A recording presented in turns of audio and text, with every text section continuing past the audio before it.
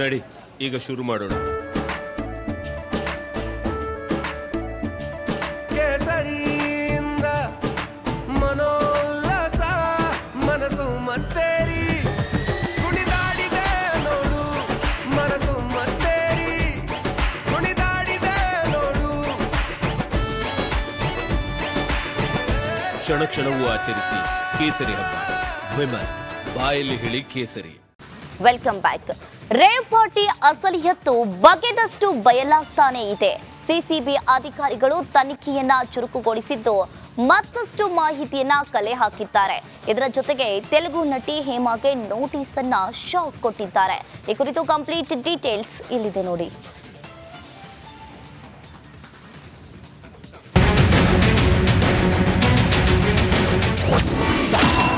Drugs ಕೇಸ್ನಲ್ಲಿ ನಟಿ ಹೇಮಾಗೆ ಮತ್ತೆ ನೋಟಿಸ್. ವಿಚಾರಣೆಗೆ ಹಾಜರಾಗುವಂತೆ ಸಿಸಿಬಿ ಸೂಚನೆ.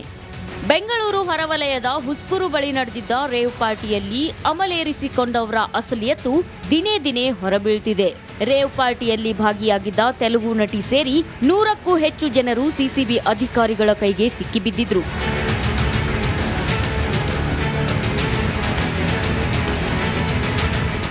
ಅವತ್ತು ಪಾರ್ಟಿಯಲ್ಲಿ 103 ಜನರಲ್ಲಿ 80 ಜನ ಡ್ರಗ್ಸ್ ತೆಗೆದುಕೊಂಡಿದ್ರು ಅನ್ನೋದು ಮೆಡಿಕಲ್ ಟೆಸ್ಟ್ ವೇಳೆ ಗೊತ್ತಾಗಿದೆ. ರಿಪೋರ್ಟ್ ಬಂದ ಬೆನ್ನಲ್ಲೇ ಒಬ್ಬೊಬ್ಬರನ್ನೇ ನೋಟಿಸ್ ಕೊಟ್ಟು ವಿಚಾರಣೆ ಮಾಡೋಕೆ ಸಿಸಿಬಿ ಮುಂದಾಗಿದೆ. ಇನ್ನು ಮೆಡಿಕಲ್ ರಿಪೋರ್ಟ್ ಬರ್ತಿದ್ದಂತೆ ತೆಲುಗು ನಟಿ ಹೇಮಾಗೆ ಸಿಸಿಬಿ ನೋಟಿಸ್ ನೀಡಿತ್ತು.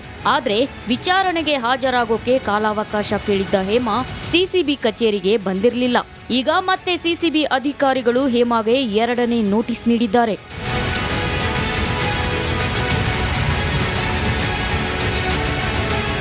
ಪಾರ್ಟಿಯಲ್ಲಿ ನಾನು ಇರ್ಲೇ ಇಲ್ಲ ಅಂತ ವಿಡಿಯೋ ಬಿಟ್ಟು ದಿಕ್ಕು ತಪ್ಪಿಸಿದ್ದ ತೆಲುಗು ನಟಿ ಹೇಮಾ ಆಮೇಲೆ ತಮ್ಮ ತಪ್ಪು ಒಪ್ಕೊಂಡಿದ್ರು.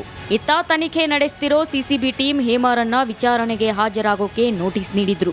ಆದ್ರೆ ಕಾನೂನು ತಜ್ಞರ ಜೊತೆ ಚರ್ಚೆ ಮಾಡೋಕೆ ಅನಾರೋಗ್ಯ ಕಾರಣ ಹೇಳಿ ಹೇಮಾ 7 ದಿನ ಕಾಲಾವಕಾಶ ಕೇಳಿದ್ರು. ಈಗ ನಟಿ ಹೇಮಾಗೆ ಸಿಸಿಬಿ 2ನೇ ನೋಟಿಸ್ ಸರ್ವ್ ಮಾಡಿದ್ದು ಜೂನ್ 1ನೇ ತಾರೀಕು ವಿಚಾರಣೆಗೆ ಹಾಜರಾಗಲು ಸೂಚಿಸಿದೆ.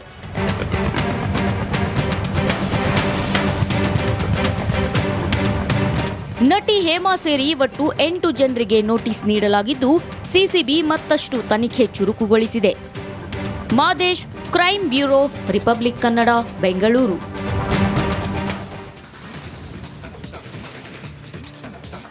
ಆತ ಇದ್ದಕ್ಕಿದ್ದಂತೆ ಅಲ್ಲಿ ಎಂಟ್ರಿ ಕೊಟ್ಟಿದ್ದ. ನೋಡ್ತಾ ಇದ್ದಂತೆ ಕ್ಲಾಕ್ ಟವರ್ ಏರಿಯೇ ಬಿಟ್ಟಿದ್ದ. ಆತನ ಹುಚ್ಚಾಟದಿಂದಾಗಿ ಕೆಲ ಹೊತ್ತು ಅಲ್ಲಿ ಆತಂಕದ ವಾತಾವರಣವೇ ಸೃಷ್ಟಿಯಾಗಿತ್ತು. ಈ ಕುರಿತು ಕಂಪ್ಲೀಟ್ ಡೀಟೇಲ್ಸ್ ಇಲ್ಲಿದೆ ನೋಡಿ.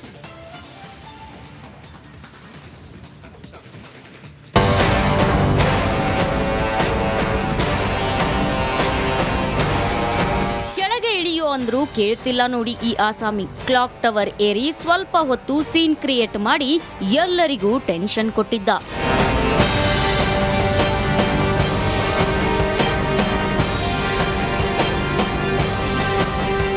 ಇಂದು ಬೆಳಗ್ಗೆ ಕೋರಮಂಗಲದ ಸೇಂಟ್ ಜಾನ್ ಸಿಗ್ನಲ್ ಬಳಿ ಈತನ ಹುಚ್ಚಾಟಕ್ಕೆ ಜನರು ಶಾಕ್ ಆಗಿದ್ರು. ನೇಪಾಳ ಮೂಲದ ಈ ವ್ಯಕ್ತಿ ಕ್ಲಾಕ್ ಟವರ್ ಏರಿ ಟೆನ್ಷನ್ ಕೊಟ್ಟಿದ್ದ.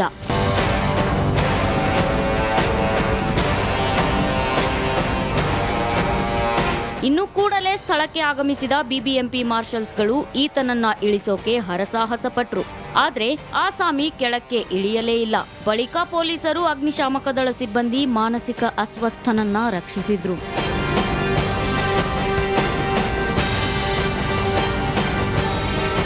ಈತನ ಹುಚ್ಚಾಟಕ್ಕೆ ಕ್ಲಾಕ್ ಟವರ್ ಹಾನಿಗೊಂಡಿದೆ.